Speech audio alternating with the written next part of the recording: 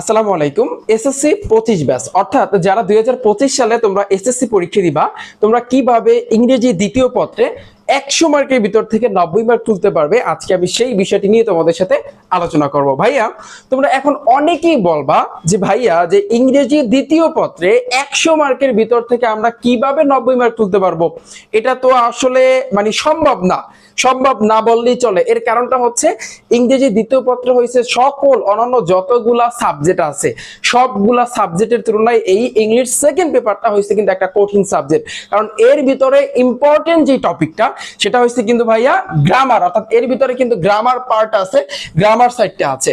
এবং গ্রামারে কিন্তু তোমরা জানো যে 60 মার্ক, এই 60 মার্ক তুলতে মানে যারা একেবারে ভালো স্টুডেন্ট তারাও কিন্তু এই 60 কিন্তু তুলতে পারে না। ঠিক আছে, এখন তোমরা এই জিনিসটা বলবা যে ভাইয়া আমরা এখন পর্যন্ত ইংরেজি সেকেন্ড পেপারে ভালো করতে পারি না, বা গ্রামারে কিন্তু 60 তো দূরের কথা, 60 এর ভিতরে 40 পাওয়াটাই দায় হয়ে যায়, তাহলে কিভাবে আমরা 100 মার্কের ভিতরে 90 মার্ক তুলতে পারবো, বা 100 মার্কের ভিতর থেকে আমরা কিভাবে এ প্লাস তুলতে পারবো? সো এই বিষয়টা নিয়ে একটু তোমাদের সাথে আলোচনা করবো। দেখো ভাইয়া, শুরুতে আমি যদি একটু বলি যে ইংলিশ সেকেন্ড পেপারে দুইটা পার্ট, একটা হচ্ছে কিন্তু গ্রামারের পার্ট আর একটা হচ্ছে কম্পোজিশন, অর্থাৎ 40 মার্কের যে রাইটিং সাইড আছে এই রাইটিং সাইড। আমি গ্রামারের পার্টটা একটু পরে আলোচনা করতেছি, শুরুতে আমি তোমাদের সাথে একটু কম্পোজিশন অর্থাৎ 40 মার্ক নিয়ে একটু আলোচনা করতে চাই। দেখো, আমি কিন্তু তোমাদেরকে একটা কথা বলছিলাম যে ভাইয়া ইংলিশ ফার্স্ট পেপার বলো, ইংলিশ সেকেন্ড পেপার বলো, তোমাদের রাইটিং সাইড নিয়ে টেনশন করার, চিন্তা করার কোনো কারণ নাই, কারণ আমি আছি তোমাদের সাথে। কারণ তোমরা জানো, তোমরা অনেকেই কিন্তু জানো যারা আমার ক্লাসগুলো আগে দেখেছো বা আমার সাজেশনের আগে ভিডিও দেখেছো, তোমরা কিন্তু এই জিনিসটা জানো যে ভাইয়া আমি ইংলিশ ফার্স্ট পেপার বলো, সেকেন্ড পেপার বলো, রাইটিং সাইটের উপর আমার অনেকগুলা ক্লাস আছে। এবং যেমন আমি যদি একটু ছোট্ট করে বলি, এইখানে তোমরা জানো যে ইংলিশ সেকেন্ড পেপারে প্রথম থেকে 15 পর্যন্ত, টোটাল 15 নং প্রশ্নের উত্তর পর্যন্ত তোমাদের অ্যান্সার দিতে হবে, রাইট? এখানে আমি যদি গ্রামার সাইডের কথা বলি, 12 নম্বরে দিতে হয় তোমার সিবি। এখন আমার একটা কিন্তু ভিডিও আছে, তোমরা জানো একটা সিবি যদি তুমি মুখস্থ করতে পারো, একটা জাস্ট নিয়ম, ওই সিবিটা যদি মুখস্থ করতে পারো, যতগুলা সিবি আছে বিগত বছরে যতগুলা সিবি আছে সবগুলা কিন্তু সিবি তুমি এমনি দিতে পারবা, তাতে তুমি স্কুলের স্টুডেন্ট হয়ে থাকো আর মাদ্রাসার স্টুডেন্ট হয়ে থাকো। আমার কথা বুঝতে পেরেছো? একটা সিবির মাধ্যমে তুমি অনেকগুলা সিবি কিন্তু তুমি লিখতে পারবা, কারণ আমি জাস্ট নিয়ম শিখাই দিছি তোমাদেরকে।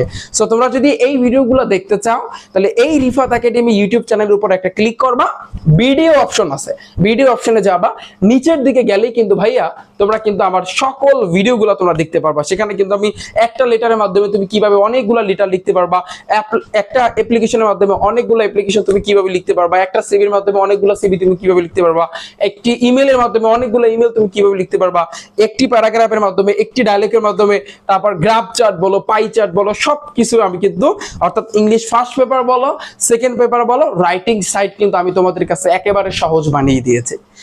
এখন অনেকে বলবে যে ভাইয়া আপনি যেভাবে বলছেন ওভাবে লিখলে কি স্যারেরা মার্ক দিবে? মানে অনেকের মনে কিন্তু এই প্রশ্নটা থাকতেছে। আমার কোশ্চেন তোমাদের কাছে একটাই, ভাইয়া তুমি কি পিএইচডি করতে বাইরের কান্ট্রিতে গেছো যে তোমার ওখানে কঠিনটা না দিলে স্যারেরা মার্ক দিবে না? আমাকে একটু বুঝাও, তুমি কি পিএইচডি করতেছো? তুমি সবেমাত্র এসএসসি তে পড়তেছো। সো আমি যেগুলা বলছি ওগুলা যদি তুমি লেখো, এবং আরেকটা সিস্টেম আছে সেটা আমি বলতেছি। দেখো এইখানে 13 নাম্বার হয়েছে কি ফর্মাল লেটার, অথবা কিন্তু ভাইয়া তোমার ইমেইল আসে, কিন্তু বিশেষ করে ইংলিশ সেকেন্ড পেপারে ভাইয়া ফর্মাল লেটারের ভিতরে তোমার অ্যাপ্লিকেশনটা কিন্তু সবচেয়ে বেশি টানে, এবং এগুলোই কিন্তু বেশি আসে। আচ্ছা, এবারে 14 নাম্বার হয়েছে কিন্তু ভাইয়া প্যারাগ্রাফ কিন্তু আমি নিয়ম শিখাইছি। তারপরও আমি একটা কথা বলেছিলাম যে ভাইয়া ধরো প্যারাগ্রাফ তুমি মুখস্থ করবা, কি মুখস্থ করবা? Load shedding, deforestation, winter morning. তুমি একটা কাজ করবা, তোমার যে কাজটা, আমার তো ট্রিক শিখবা যে একটা প্যারাগ্রাফের মাধ্যমে তুমি কিভাবে অনেকগুলো প্যারাগ্রাফ লিখতে পারবা। তবে পরীক্ষার আগে মানে কি, এখন যখনই তুমি আমার এই ভিডিওটা দেখো না কেন, সো তখনই আমি তোমাদের কাছে বলবো যে ধরো তুমি উইন্টার মর্নিং পড়তেছো, তুমি চিন্তা করতেছো আমি বানাই লিখবো বা ভাইয়া যেভাবে বলছে ওই অনুযায়ী লিখবো। তবে একটা কাজ করবা, উইন্টার মর্নিং এর তোমার গাইড মানে গ্রামার থেকে বা গাইড থেকে ওই প্যারাগ্রাফের প্রথম লাইনটা একটু মুখস্থ করবা। আমার কথা বুঝতে পেরেছো? লোডশেডিং যদি তুমি মুখস্থ করো, প্রথম লাইনটা মুখস্থ করবা। ডিফরেস্টেশন যদি তুমি মুখস্থ করো, প্রথম লাইনটা তুমি মুখস্থ করবা। ওকে, এরপরে বাকি যা আছে সেগুলো আমার নিয়ম অনুযায়ী লিখবা, এবং কিছু তোমার বানায় লিখতে হবে। ঠিক আছে, এখন অনেকেই তোমরা বলবা ভাইয়া আমি হইছি স্কুলের ভিতরে বা মাদ্রাসার ভিতরে একেবারে লাস্ট বেঞ্চের স্টুডেন্ট, আমি কি পারবো, আমি তো বানাই লিখতে পারি না। একটু ট্রাই করো, এখনো কিন্তু তোমার হাতে সময় আছে। তুমি যদি আমার এই ভিডিওটা পরীক্ষার 2 দিন আগেও দেখো, তারপর আমি বলবো এখন একটু ট্রাই করো, তাহলে দেখবা যে তুমি বানায় অবশ্যই লিখতে পারবা, অবশ্যই লিখতে পারবা। কারণ কিছু শব্দের অর্থ মাথায় থাকলে এবং টেন্সটা যারা ধরতে পারবে তারা অবশ্যই কিছু না কিছু বানায় লিখতে পারবে। ওকে, সো এরপর আসে কিন্তু ভাইয়া 15 নাম্বার হইছে কম্পোজিশন। এই কম্পোজিশন কিন্তু ভাইয়া তোমাদের একটু মুখস্থ করতে হবে এবং কম্পোজিশন একটু বেশি তোমার লিখতে হবে। ঠিক আছে, এই জন্য একটু তোমাদের পড়াশোনা করতে হবে। সো আমি বলবো ভাইয়া এই সিবি, ফর্মাল লেটার বা ইমেল তোমরা আমার যদি ভিডিও দেখো এমনিতেই পারবা, প্যারাগ্রাফটাও তোমরা পারবা, তবে প্যারাগ্রাফের প্রথম লাইনগুলো একটু মুখস্থ করতে হয়, এটা নিয়ম। যেমন আমি যখন এসএসসি পরীক্ষা দিয়েছি, সো তখন আমি কি করতাম, তখন আমি যেটা করেছি, প্যারাগ্রাফ ধরো কয়টা পড়ছি, 10-15টা নিম্নে পড়ছি, ওই 10-15টা প্রত্যেকটার প্রথম 2টা লাইন একটু মুখস্থ করে যাইতাম, শেষ 8টা সব বানায়া। ঠিক আছে, তো এই হইছে কিন্তু ভাইয়া তোমার নিয়ম। কম্পোজিশনে তারাই ভালো করতে পারবে যারা আসলে বানিয়ে লিখতে পারে, এবং একটু একটু সামান্য তো মুখস্থ করতেই হবে, কিন্তু তোমার বানিয়ে লেখার অভিজ্ঞতা থাকতে হবে। ঠিক আছে, এই গেল হইছে কিন্তু ভাইয়া রাইটিং পার্ট, অর্থাৎ তোমার কম্পোজিশনে যে 40 মার্ক, তোমরা 40 মার্ক কিভাবে উঠাবা। এখন মেইন যে কথাটা সেটা হচ্ছে কিন্তু তোমাদের যে ভাইয়া গ্রামার সাইড, এই গ্রামারই যত সব সমস্যা সকল স্টুডেন্টের। তুমি যদি একেবারে টপ লেভেলের স্টুডেন্ট হয়ে থাকো, তুমি কি এখনো কি বুকে হাত দিয়ে বলতে পারবা যে ভাইয়া আমি গ্রামারের সব টপিক পারি, আমাকে যেটা দিবেন সেটাই আমি অ্যান্সার দিতে পারবো? তুমি কি বুকে হাত দিয়ে বলতে পারবা? না, কারণ এখন পর্যন্ত কিন্তু তুমি যতই টপ লেভেলের স্টুডেন্ট হও না কেন, তুমি কিন্তু গ্রামারের সাইড পাবা না। কারণ তুমি যদি পেতে চাও এখানে গ্রামারে পারার, আমি 1 নম্বরে যেটা বলবো, তোমার ওয়ার্ড মিনিং শিখতে হবে। ওয়ার্ড মিনিং এর অর্থাৎ শব্দের অর্থের বাইরে কোনো কিছু নাই। তাতে তুমি 14 গোষ্ঠী রুলস মুখস্থ করো, তাতেও কোনো কাজে আসবে না। তবে হ্যাঁ আসবে, আমি একটু বলি। দেখো, পাঞ্চুয়েশনে তুমি যদি আমি যে নিয়ম পড়াইছি বা তোমাদের স্যাররা যা পড়াইছে যদি পড়ো, তারপর যদি বিগত বছরে তা প্র্যাকটিস করো, পারবা। এই যে সেন্টেন্স কানেক্টর আমি যা পড়াইছি, আমার ব্যাচের কিন্তু স্টুডেন্ট আছো যারা 25 সালে তোমরা এসএসসি পরীক্ষা দিবা, আমি যা পড়াইছি এখন যদি একটু বিগত বছরে তা প্র্যাকটিস করো, বাস এনাফ। এরপর ট্যাগ কোশ্চেন, যে রুলস গুলো পড়াইছি, যা শিখাইছি, হ্যাঁ, তো যদি তোমরা একটু এখন প্র্যাকটিস করো, বাস এনাফ। তারপর সাফিক্স প্রিফিক্স, সিম্পল, এটা জাস্ট মানে সিম্পল বলতে একটু তোমার সাফিক্স প্রিফিক্সের ক্ষেত্রে পড়াশোনা করতে হয়, একটু তোমার পড়াশোনা করতে হয়। তারপরে সে কমপ্লিটিং সেন্টেন্স যা পড়াইছি এনাফ, চেঞ্জিং সেন্টেন্স যা পড়াইছি এনাফ, বাস এখন একটু বিগত বছরের তা প্র্যাকটিস করবা। ওকে, এই চেঞ্জিং সেন্টেন্সের মধ্যে কি আছে, ডিগ্রি আছে, তারপরে যে তোমার সিম্পল কমপ্লেক্স কম্পাউন্ড আছে, রাইট, ভয়েস চেঞ্জ আছে, সো তোমরা জানো সবাই। তারপর ন্যারেটিভ স্টাইল মানে হচ্ছে তোমার ন্যারেশন, যা পড়াইছি, যেই নিয়মে শিখাইছি, তোমরা জানো ন্যারেশন শেখার জন্য 5টা মানে হচ্ছে স্টেপ ফলো করতে হয়।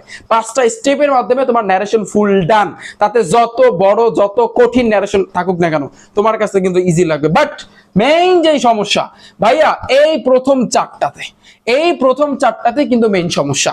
কারণ এই প্রথম 4টার ক্ষেত্রে তুমি অর্থ মুখস্থ থাকা সত্ত্বেও, মানে অর্থ না সরি, তোমার রুলস মুখস্থ থাকা সত্ত্বেও তুমি কিন্তু অ্যান্সার দিতে পারবা না, পারফেক্টলি তুমি অ্যান্সার দিতে পারবা না যতক্ষণ না পর্যন্ত তুমি প্রতিটা লাইনের অর্থ না বুঝো। অর্থাৎ এই ক্ষেত্রে কিন্তু ভাইয়া আমি বারবার একটা কথা বলেছি, তোমাদের শব্দের অর্থের দিকে ফোকাসটা দিতে হবে, শব্দের অর্থ তোমার ভাইয়া পারতে হবে।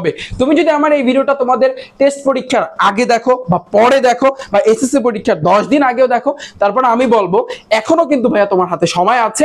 তুমি কিন্তু ইচ্ছা করলে গ্রামারে অর্থাৎ ইংলিশ সেকেন্ড পেপারে ভালো একটা রেজাল্ট করতে পারো, এখনো কিন্তু টাইম আছে। এবং আমি এটা শিওরলি বলতে পারি ভাইয়া, এইখানে 5 থেকে 11 পর্যন্ত 1 মার্কও তোমার কিন্তু কম আসবে না, যদি তুমি ঠিকভাবে রুলস গুলা পড়ো এবং একটু প্র্যাকটিস করো। আমার 2025 সালে তোমরা যারা এসএসসি পরীক্ষা দিবা, তোমরা অনেকে কিন্তু জানো যে আমি কিন্তু অলরেডি তোমাদের জন্য কোর্স চালু করছি ইংলিশ সেকেন্ড পেপারের, এবং সেটা কিন্তু একেবারে শেষের দিকে। এখন তোমরা কিন্তু ইচ্ছা করলে ভর্তি হইতে পারো, এবং সেই কোর্সের ফি হচ্ছে মাত্র 410 টাকা। এই 410 টাকায় তোমার ইংলিশ সেকেন্ড পেপারে এই গ্রামার সাইডের প্রতিটা টপিক, এখানে কয়টা আইটেম আছে, 11টা আইটেম আছে। তারপর এই রাইটিং সাইডে কয়টা আইটেম আছে, 4টা আইটেম। সো এই ইংলিশ সেকেন্ড পেপার ফুল তোমাদের আমি কমপ্লিট করে দিয়েছি, তোমরা জানো অলরেডি কিন্তু প্রায় শেষের দিকে। এখন তোমরা বলবা ভাই আমি তো টেস্ট পরীক্ষার আগে দেখতেছি, বা আমি তো এসএসসি পরীক্ষা 2025 সালে যে পরীক্ষাটা দিব বোর্ড পরীক্ষা তার আমি 10 দিন আগে দেখতেছি, এখন কি আমি এই মানে কোর্সে ভর্তি হতে পারবো? হ্যাঁ অবশ্যই তুমি পারবা, কারণ আমি যতগুলা ক্লাস নিয়েছি সবগুলা ক্লাস এখন তোমাদের জন্য সুন্দরভাবে কিন্তু সাজানো আছে।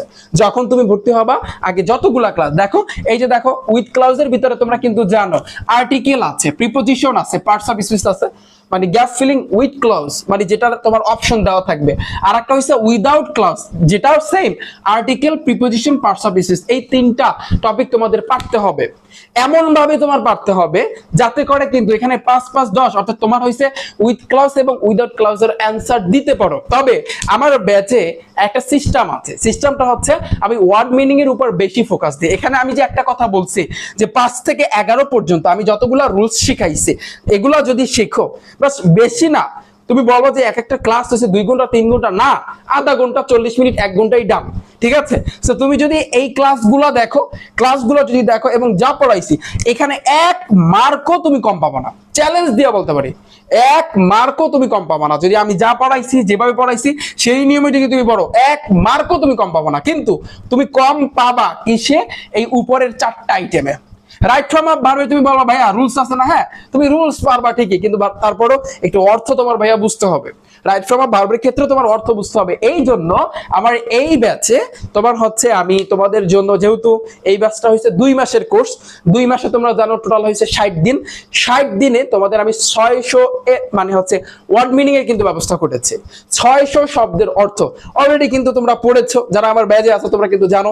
এছাড়াও যারা ভর্তি হবা সামনে তোমাদের জন্য সাজানো আছে যে এখানে ডে 1 ডে 2 প্রতিদিন 10টা শব্দের অর্থ।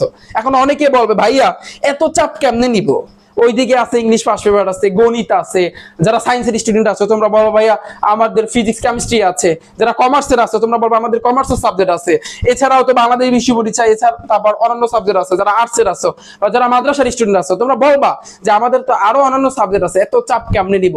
ভাইয়া কিচ্ছু না, তুমি সকালবেলা ঘুম থেকে উঠবা, ঘুম থেকে ওইটা 5টা শব্দের অর্থ মুখস্থ করবা, আবার যখন তুমি রাতে ঘুমাতে যাবা তখন তুমি 5টা শব্দের অর্থ মুখস্থ করবা, শেষ, তোমার ডে 1 এ 10টা শব্দের অর্থ ডান। এইভাবে কিন্তু 2 মাসে তোমরা কিন্তু 600 শব্দের অর্থ মুখস্থ করতে পারবে, এবং তারই কিন্তু আমি ব্যবস্থা করেছি, এবং যারা ব্যাচে আছে তোমরা কিন্তু সবাই জানো, ঠিক আছে? সো তুমি চিন্তা করো, তুমি যদি 600 শব্দের অর্থ মুখস্থ করতে পারো তাহলে আমি আশা করি যে গ্রামারে অবশ্যই তুমি ভালো কিছু করতে পারবা, অবশ্যই নিশ্চিত। কারণ 600 শব্দের অর্থ যদি কেউ একজন স্টুডেন্টের মাথায় ঢুকে, মাথায় যদি থাকে, সে এমনিতেই বানায় লিখতে পারবে কনফার্ম, এবং তার অর্থ বুঝতে অসুবিধা হবে না। যখন তুমি উপরের লেভেলে উঠবা, এইচএসসি তে উঠবা, তখন আরো শব্দের অর্থ তোমার মুখস্থ করতে হবে। সো এখন এসএসসি তে বসেই যদি তুমি 600 শব্দের অর্থ মুখস্থ করো তাহলে এটা তোমার জন্য প্লাস পয়েন্ট। ওকে, এখন যারা মনে করতেছো ভাইয়া আমরা তো পরীক্ষা দিব কয়দিন পরে, এখন মুখস্থ করা তো সম্ভব না, সো তোমরা এখন চাইলে ভর্তি হতে পারো। তোমরা ভর্তি হলে এই কয়টা আইটেম একেবারে ফুল কভার করবা। এছাড়াও তুমি যদি রুলস টুলস ভালো করে মুখস্থ করো, রাইট ফ্রম আপ ভার্বের তুমি আনসার দিতে পারবা, অবশ্যই আনসার দিতে পারবা। বাকি থাকে সাবস্টিটিউশন টেবিল, এই টেবিল তারাই পারবে যারা একটু অর্থ বুঝতে পারবে, অর্থ একটু যারা বুঝতে পারবে। ওকে, আর উইথ ক্লাউজ উইদাউট ক্লাউজ এই ক্ষেত্রে তোমার একটু ভাইয়া অর্থ বুঝে বুঝে তোমার লিখতে হবে। আমি তো এই আর্টিকেল কোন জায়গাতে বসবে, প্রিপোজিশন কোথায় বসবে, পার্টস অফ স্পিচের যে যতগুলা নিয়ম ছিল, ওই প্রকারভেদ যে কয় প্রকার তোমরা কিন্তু জানো অনেকে, সো সবকিছু কিন্তু আলোচনা করেছি। তারপরও ভাইয়া আমি যেটা বলবো যে উপরের 4টা আইটেম পারার জন্য তোমার শব্দের অর্থের কোনো বিকল্প নেই, শব্দের অর্থ মুখস্থ করতে হবে। ওকে, সো এখন যারা আমার এই ব্যাচে ভর্তি হতে চাও তোমরা একটা কাজ করবা, তোমাদের ফোনের ক্রোম ব্রাউজার আছে না সবার ফোনে, সো তোমরা ক্রোম ব্রাউজারে গিয়ে সার্চ দিবা রিফাত, দেখো rifatacademy.com লিখে, সো rifatacademy.com লিখে যখন তোমরা সার্চ দিবা তখন কিন্তু আমার ওয়েবসাইটটা চলে আসবে। এরপরে ওখানে গেলে ছোট্ট একটা ভিডিও আছে, ওটা যদি তোমরা দেখো তাহলে তোমরা ক্লিয়ারলি বুঝতে পারবা যে আসলে তোমরা কিভাবে ভর্তি হবা বা প্রসেসটা আসলে কি। এছাড়াও আমি এই ভিডিও ডিসক্রিপশন বক্সে, অর্থাৎ এই ব্যাচে তোমরা কিভাবে ভর্তি হবা বা কিভাবে পড়ানো হবে সবকিছু কিন্তু আমি মানে ডিসক্রিপশন বক্সে একটা ভিডিওর লিংক দিব, সেটা দেখলে তোমরা ক্লিয়ারলি বুঝতে পারবা। এছাড়াও গুরুত্বপূর্ণ যে পয়েন্টটা, যে ভাইয়া তোমরা অনেকেই বলো ভাই আপনি ইংলিশ সেকেন্ড পেপার কেমন পড়ান, এটা আমাদের জানতে হবে। সো এটা যদি জানতে চাও, এজন্য আমি সবার কাছে অনুরোধ করব আমার ভিডিও আগে দেখবা, আমার ক্লাস আগে দেখবা। ক্লাস দেখার পরে যদি তোমার কাছে ভালো লাগে, যদি তুমি মনে করো যে না ভাইয়ের ক্লাস দেখে আমি অবশ্যই শেষ করতে পারবো, তাহলে আমি বলবো ভর্তি হতে। আর যদি মনে করো যে না ভাইয়ের ক্লাস দেখে আমি বুঝতেছি না কিছু, তাহলে সেক্ষেত্রে আমার অনুরোধ থাকবে তোমরা ভর্তি হবে না। এই জন্য যারা ক্লাস দেখতে চাও, ডিসক্রিপশন বক্সে আমি লিঙ্ক দিয়ে রেখেছি। ট্যাগ কোশ্চেনের উপর একটা ক্লাস আছে, ন্যারেশনের উপর ক্লাস আছে, অনেকগুলা টপিকের উপরে কিন্তু ক্লাস আছে, তোমরা ইচ্ছা করলে কিন্তু দেখতে পারো। ওকে, সো ডিসক্রিপশন বক্সটা চেক করো। এছাড়াও এই যে রিফাত একাডেমি ইউটিউব চ্যানেল আছে, এখানে একটা ক্লিক করবা, তারপর ভিডিও অপশন আছে সেখানে ক্লিক করবা, সেখানে ক্লিক করে একটু নিচের দিকে যাবা, নিচের দিকে গেলেই কিন্তু ভাইয়া তোমরা ক্লাসগুলো দেখতে পারবা। ওকে, সো এই ছিল ভাইয়া তোমাদের জন্য ছোট্ট একটা সাজেশন।